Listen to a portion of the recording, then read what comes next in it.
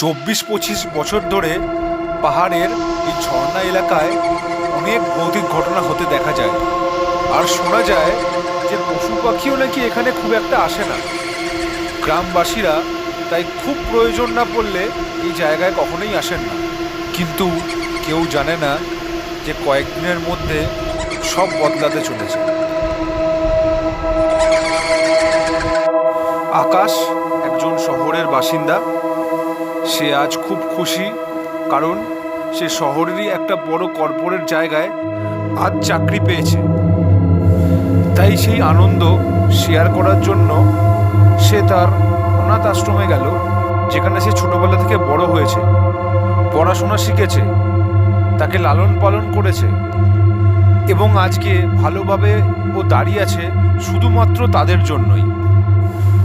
আর নিজেকে প্রমিস করেছিল যে ভালো চাকরি পেলে তার এতদিনের মনের ভেতর জমে থাকা কিছু প্রশ্ন, যে সে কিভাবে এই অনাথ আশ্রমে এলো শহরের, তার বাবা মা কে, কেনই বা তাকে ছাড়লো, তার জন্ম কোথায়, এই সবের উত্তর সে খুঁজে বার করবে।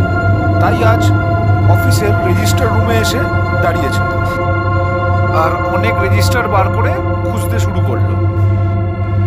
অবশেষে সেই রেজিস্টারটি পাওয়া গেল, যেখানে পরিষ্কার লেখা আছে সে কবে আর কোথা থেকে এসেছে। আজ থেকে প্রায় 24 বছর আগে এই পাহাড়ের একটা ছোট্ট গ্রাম থেকে তাকে নিয়ে আসা হয়, যেটা এই শহর থেকে অনেক দূরে। আর সেই গ্রামের উদ্দেশ্যে আকাশ গাড়ি নিয়ে বেরিয়ে পড়ল। আরও জানে না যে সে কোন গ্রামে যাচ্ছে, যেই গ্রামে ভৌতিক ঘটনাগুলো ঘটতে শোনা যায়। আর এখানে আসার পর এমন ঘটনা ওর সাথে ঘটবে যে সে স্বপ্নেও ভাবতে পারে, আর সারা জীবনের মতো তার ধারণা পাল্টে যাবে।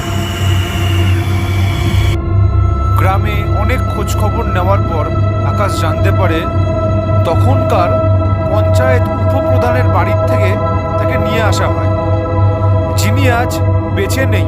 কিন্তু 6 মাসের এই ছোট্ট বাচ্চার রহস্য গ্রামবাসীকে বলে যায়। তিনি রোজই সকালবেলায় ঝর্ণার রাস্তাতে হাঁটতে যান, কিন্তু সেদিন হঠাৎ এমন দৃশ্য দেখলেন যে নিজের চোখকেই বিশ্বাস করতে পারলেন না। এটা কি করে সম্ভব? দূর থেকে অবাক দৃষ্টিতে তাকিয়ে দেখেন ঝর্ণার একদম পাশে একটা ছোট্ট শিশু আর বাঘ। মনে হচ্ছিল যেন বাঘটা তাকে রক্ষা করছে। উপপ্রধানকে দেখার পর বাঘটা আস্তে আস্তে জঙ্গলের দিকে চলে যেতে থাকলো। তখন তিনি শিশুটিকে ওইখান থেকে উদ্ধার করে নিজের ঘরে ভালো করে রাখলেন।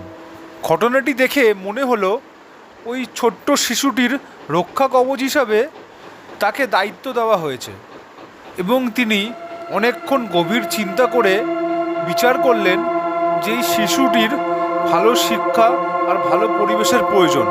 তার জন্য শহরের কোনো অনাথ আশ্রমের সঙ্গে যোগাযোগ করে তাকে ওইখানে পাঠিয়ে দেওয়াটা ঠিক হবে। আর এইভাবেই আকাশ এসে পৌঁছালো শহরে। কিন্তু রহস্যটা তাও থেকেই গেল যে শিশুটি ওইখানে এলো কিভাবে।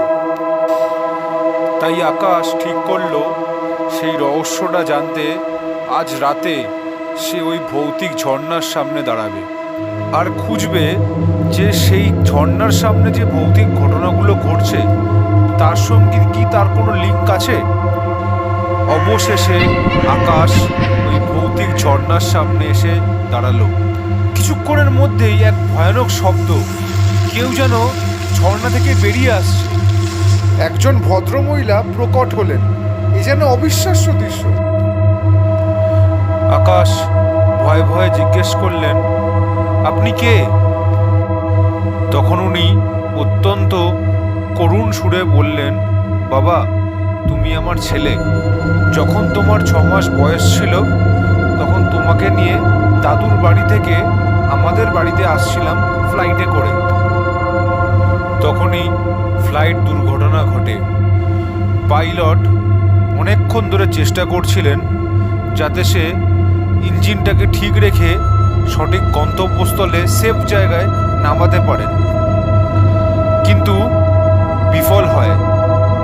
অবশেষে একটা ঝর্ণার সামনে এসে খুব সজোরে ধাক্কা মারে এবং অবশেষে কেউ বাঁচে না, সবাই মারা যায়। কিন্তু ভাগ্যক্রমে আমি তোমাকে এমনভাবে আগলে রেখেছিলাম যে শুধুমাত্র তুমিই বেঁচে যাও, আর বাকিরা জলে ডুবে মারা যায়। তাই সবার আত্মা অতৃপ্ত হয়ে এই গ্রামে ঘুরে বেড়াচ্ছে এতদিন ধরে। তাই তোমার প্রথম দায়িত্ব হলো যে তাদের সাধ্যের কাজের মাধ্যমে তাদের আত্মার শান্তি দেওয়া। আর আমাদের ঘরের ঠিকানা আমি তোমাকে বলে দিচ্ছি, সেখানে তুমি পৌঁছে গেলেই ভাববো আমি পৌঁছে গেছি, আর আমার অতৃপ্ত আত্মা শান্তি পাবে।